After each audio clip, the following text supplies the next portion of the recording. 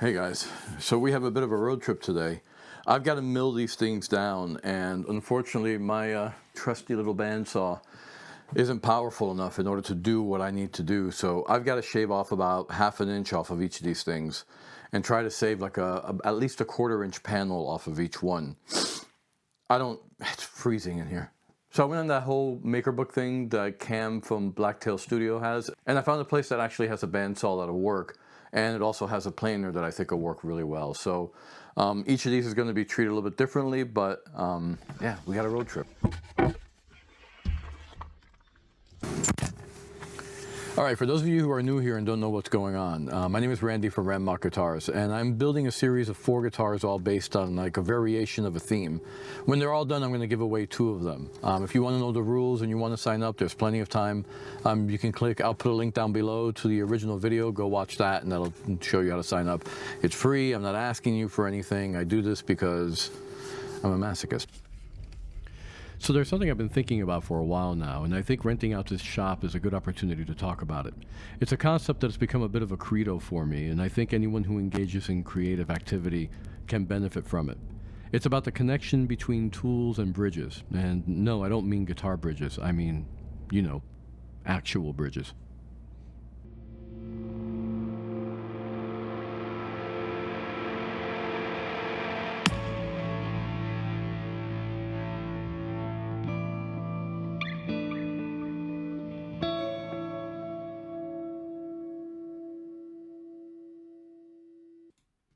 There is a mystery at the heart of every creation. We don't think of it much, but we participate in it every time we set about to create anything. It involves a huge chasm that you have to cross in order to actualize your vision.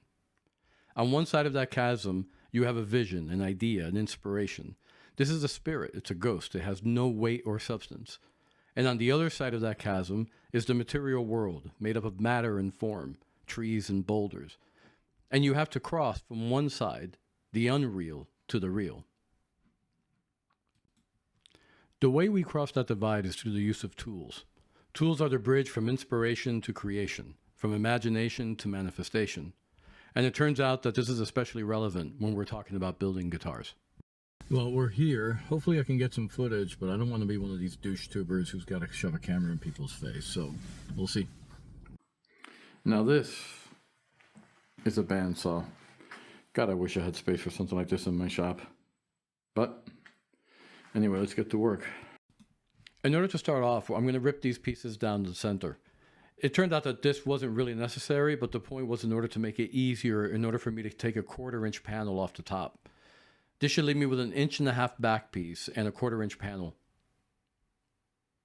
The piece of cedar that you see me working on here is for the air model of the guitar.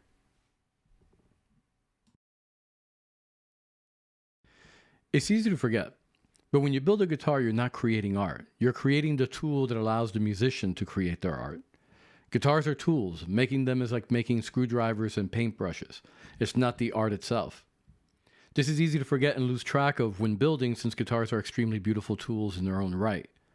Now, every builder has their own way of looking at this, and every builder has its own philosophy. But ultimately, a good guitar serves as a bridge for the musician, in my opinion. A guitar, like any tool, is judged by how well it serves its function. For me, understanding what makes a great tool is a huge part of how I want to think about my guitar designs. And here the concept of tools as bridges is helpful. Every bridge runs both ways, from point A to point B and then back again. So a great guitar is not just one that allows the musician to express their vision, but one that in turn feeds the inspiration and vision of the player. This bandsaw is a good example of what I'm trying to get across here. Because of what it does, it opens up new possibilities. It's not just allowing me to manifest my designs, but it's acting as a muse, inspiring me into new possibilities. And this is what I want Randmock guitars to be: high-quality tools that feed the imagination as much as they serve it. As soon as I started to cut into this piece of Padauk, I almost immediately regretted it. I realized that this bandsaw was powerful enough to probably take that 1/4-inch panel right off the entire 14-inch diameter of this. But you live and you learn. By the way, if you're wondering which elements of the guitars this Padauk is for, well, it's not for the Element series. And you're going to have to stick around and follow the channel in order to see this guitar build, which I think you guys are going to love. The kindness of people never fails to amaze me. He actually brought me some tea and some dates. So, people are awesome. That's good. That's really good. So once all the boards had been split down the middle, I started to work on taking off a 1/4-inch panel off the top. And as soon as I did this, I started to regret the entire move, because I realized that this bandsaw was a completely different beast than the one I had in my workshop. It was cutting through this like it was nothing.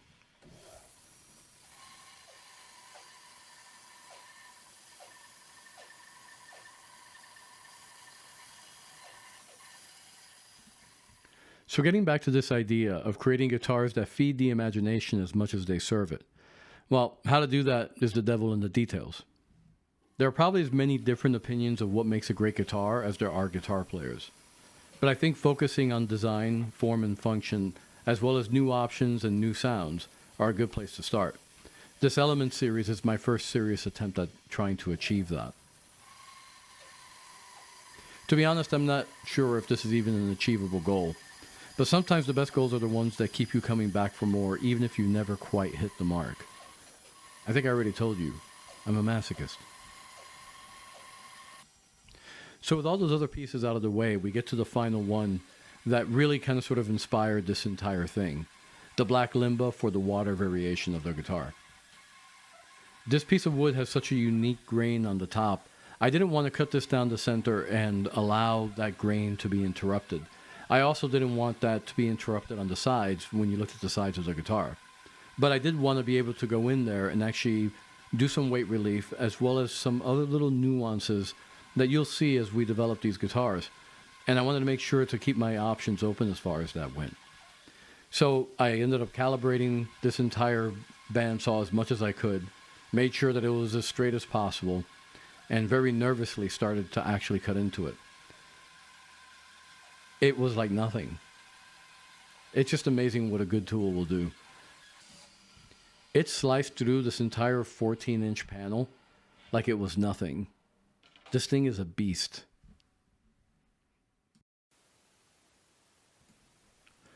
So once back at the shed, I finished milling up the wood to its final dimensions. I did this for all the neck wood as well off camera. And since I had decided to split some of these boards in half, I resurfaced them and then I glued them back together. I can't tell you how much I regret cutting this piece of Padauk in half, but you live and you learn. So once all that is done comes the moment that I most live for, and I think it's my favorite moment in any build or project that I do. It's the moment between preparation and initiation. The wood is milled, the artist preps the canvas, the writer opens the book to a blank page. It's that moment of silence right before the first note is struck. This moment is everything to me. No matter how many times I fall short, no matter how humiliating my failures, no matter how disappointed I am in myself, or how lost I feel in my work, it's this moment that keeps me coming back time and time again. In that moment, you see the masterpiece in the canvas. You see the story in the page and you hear the music in the silence. It's as if by sheer force of will, you can summon forth the thing you want to create. And that's the chasm you have to cross. From this moment, it's the tools of your trade that bridge the gap between now and the final product. Don't get me wrong, I'm not trying to glaze this whole thing. 5 minutes from now, I'm going to be frustrated with the work that I do. I'm going to be completely in the mood to throw my tools halfway across this shed. I'm going to want to burn this wood alive. I'm going to be angry with myself and frustrated, and all kinds of trials and tribulations will come up. But right now, in this moment, it's perfect. The writer touches the pen to the paper, and the player lays a finger lightly on the strings. And all at once, it begins.